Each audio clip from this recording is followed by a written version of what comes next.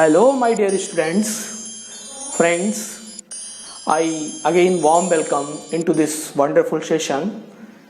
आप सबका मैं आपके अपने YouTube चैनल लक्ष्य ट्यूटोरियल्स पर बहुत बहुत हार्दिक स्वागत करता हूं। आज हम लोग एक विशेष श्रृंखला की शुरुआत कर रहे हैं, एक स्पेशल सीरीज चला रहे हैं। ये सीरीज क्या है? General question of the physics. जो वन डे एग्जाम्स होते हैं, आपके एक दिवसीय परीक्षाएं होती हैं, लाइक लेखपाल, वीडियो और आपके यूपी टेट, सी टेट या अन्य एक दिवसीय परीक्षाएं या जो प्रतियोगी परीक्षाएं हैं आपकी RO, ARO, UP SSC, UPSC की जो परीक्षाएं हैं, UPPSC की जो परीक्षाएं हैं, जिनमें आपके जो फिजिक्स से रिलेटेड जो problems, questions, objective type questions पूछे जा रहे हैं। आज हम कुछ विशेष महत्वपूर्ण प्रश्नों को यहाँ पर जो है उनकी चर्चा करेंगे। तो ये सीरीज जो है हम आज से स्टार्ट कर रहे हैं। इसमें GS के क्वेश्चंस होंगे जो कि साइंस, आपका स्पेशली साइंस में जो फिजिक्स के पार्ट से रिलेटेड होते हैं। तो हमारा यहाँ पर जो पहला क्वेश्चन है वो ये है कि आइंस्टीन को नोबेल किस लिए दिया गया, किस प्रयोग के लिए इनको नोबेल दिया गया। जैसा कि हम सब जानते हैं कि आइंस्टीन जो है अपनी रिलेटिविटी थ्योरी, सापेक्षिकता सिद्धांत के लिए ये बहुत ही फेमस है, लेकिन इनको नोबेल सापेक्षिकता सिद्धांत के लिए नहीं दिया गया था। ये UPSC, UPPSC में कई बार ये क्वेश्चन पूछा गया है। इनको जो नोबेल मिला था वो प्रकाश वैद्युत उत्सर्जन के लिए मिला था। ये आपको विशेष ध्यान रखना है।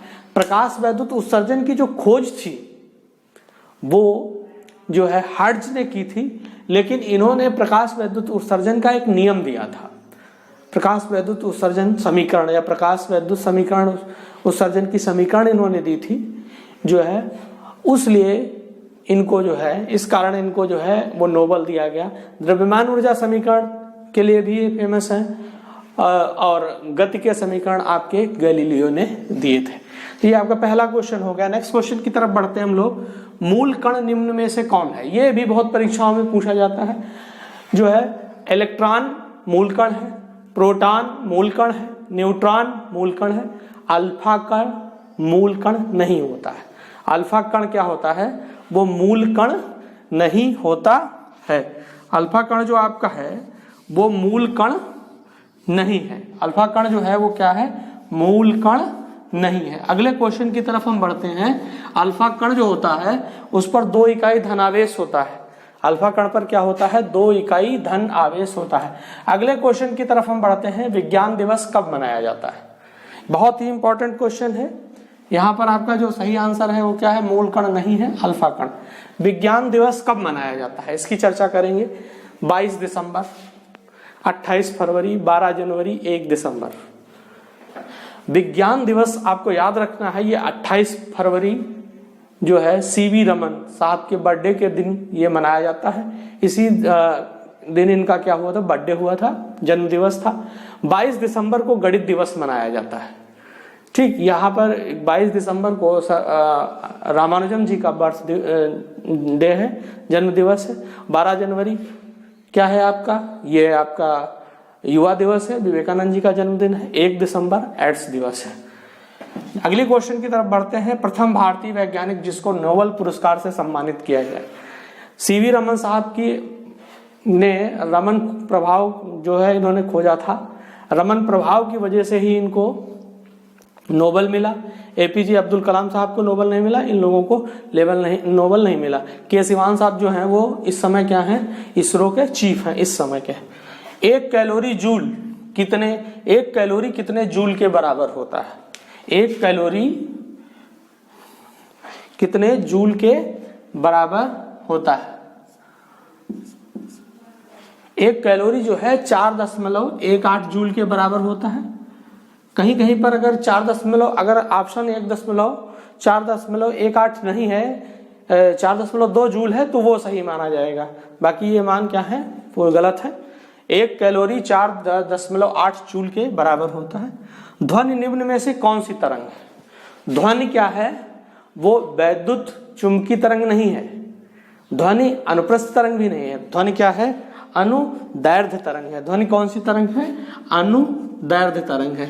सूक्ष्म तरंग क्या होता है, ये वैद्युत चुंबकीय तरंगों का ही एक क्या होता है, प्रकार होता है। अगला क्वेश्चन की तरफ बढ़ते हैं। पृथ्वी पर पलायन वेग का मान है,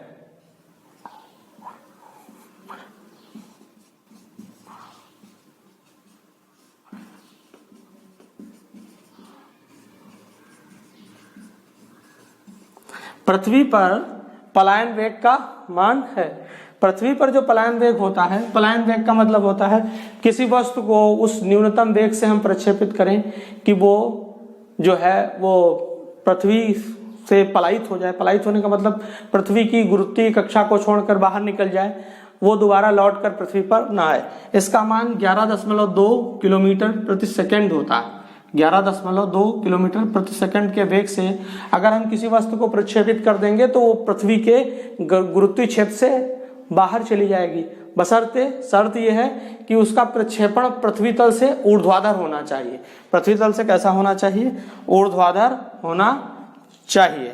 रेडियम की खोज किसने की थी, रेडियम ने, रेडियो एक्टिविता जो है उसकी खोज जो है ये हमारे क्यूरी दाम्पत्य ने की थी। रेडियम की खोज जो है इन्होंने भी की थी, क्यूरी दाम्पत्य ने की थी। और रांजन ने एक्स किरणों की खोज की थी, जो कि आपका अगला क्वेश्चन है। एक्स किरणों की खोज किसने की थी, रांजन ने की थी। Kirchhoff, booster, Malus. किरचॉफ ने तो धारा विद्युत संबंधी खोज की, बूस्टर ने जो है प्रकाश में अपना नियम दिया, मेलस ने भी प्रकाश में अपना नियम दिया। वोल्ट जो है ये एंडरसन वोल्टा है, तो इन्होंने क्या किया था, इन्होंने विभवांतर के संबंध में बताया था। निकोलस टेस्ला ने चुंबकीय क्षेत्र के संबंध में बताया था। प्रकाश वर्ष मात्रक है, बहुत ही इंपॉर्टेंट क्वेश्चन है। प्रकाश वर्ष जो मात्रक है वो किसका है, दूरी का है, समय का है, प्रकाश का है, ऊर्जा का है। देखिए प्रकाश वर्ष होता क्या है, निर्वात में एक वर्ष में चली गई दूरी को, प्रकाश द्वारा तय की गई पथ को हम क्या कहते हैं, वो प्रकाश वर्ष कहते हैं। इसलिए प्रकाश वर्ष दूरी का मात्रक है। चूंकि इसमें प्रकाश है और वर्ष है तो लोग ये समझते हैं ये मात्रक क्या होगा, या तो प्रकाश का होगा या समय का होगा, न ये ऊर्जा का मात्रक होता है, ये दूरी का मात्रक होता है। वायुयान किस सिद्धांत पर कार्य करता है, तो वायुयान किस सिद्धांत पर कार्य करता है, वायुयान के जो पंख होते हैं उसकी बैलेंसिंग होती है वो बर्नौली की प्रमेय पर आधारित होती है। किस पर आधारित होती है, बर्नौली की प्रमेय पर आधारित होती है। टॉरिसाली ने द्रव के बहिर्स्राव वेग का नियम दिया था। गति के तृतीय समीकरण न्यूटन ने दिए थे। वो every action has equal and opposite reaction, उस पर भी ये आधारित नहीं है। द्रव्यमान ऊर्जा समीकरण पर भी ये आधारित नहीं है। अब अगला क्वेश्चन है, अल्फा कण पर कितना आवेश होता है। ये इंपॉर्टेंट क्वेश्चन है, अल्फा कण पर कितना आवेश होता है। -1.6 × 10 - 19 कूलम प्लस 1.6 × 10 - 19 कूलम, या अगला जो ऑप्शन है 3.2 × 10 - 19 कूलम। इसके आगे प्लस लगा दें। और डी जो ऑप्शन है आपका अगला,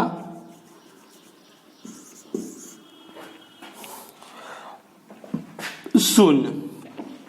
अल्फा कण क्या होता है, अल्फा कण हीलियम का नाभिक होता है जिस पर 2 इकाई धनावेश होता है। 2 इकाई क्या होता है, धनावेश। ये जो आवेश लिखा है ये माइनस का है, इसलिए ये इलेक्ट्रॉन पर होगा, ये प्लस का है। मूल आवेश जो होता है 1.6 × 10 - 19 कूलाम होता है। ये आपका अल्फा कण का आवेश है, यहाँ पर ऑप्शन नंबर सी सही है आपका। और डी जो है वो शून्य है।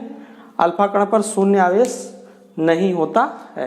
अल्फा कण पर कितना आवेश होता है, अल्फा कण पर जो आवेश होता है आपका 2 इकाई धन आवेश, 3.2 × 10 - 19 कूलाम।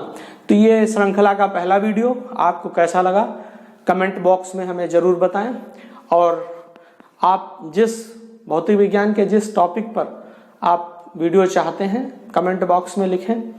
आपका जो है बहुत बहुत स्वागत है एक बार पुनः हमारे YouTube चैनल पर। इस वीडियो को लाइक कीजिए, शेयर कीजिए, हमारे YouTube चैनल लक्ष्य ट्यूटोरियल्स को सब्सक्राइब कीजिए, जिससे कि और अधिक से अधिक लोगों का लाभ हो सके। धन्यवाद।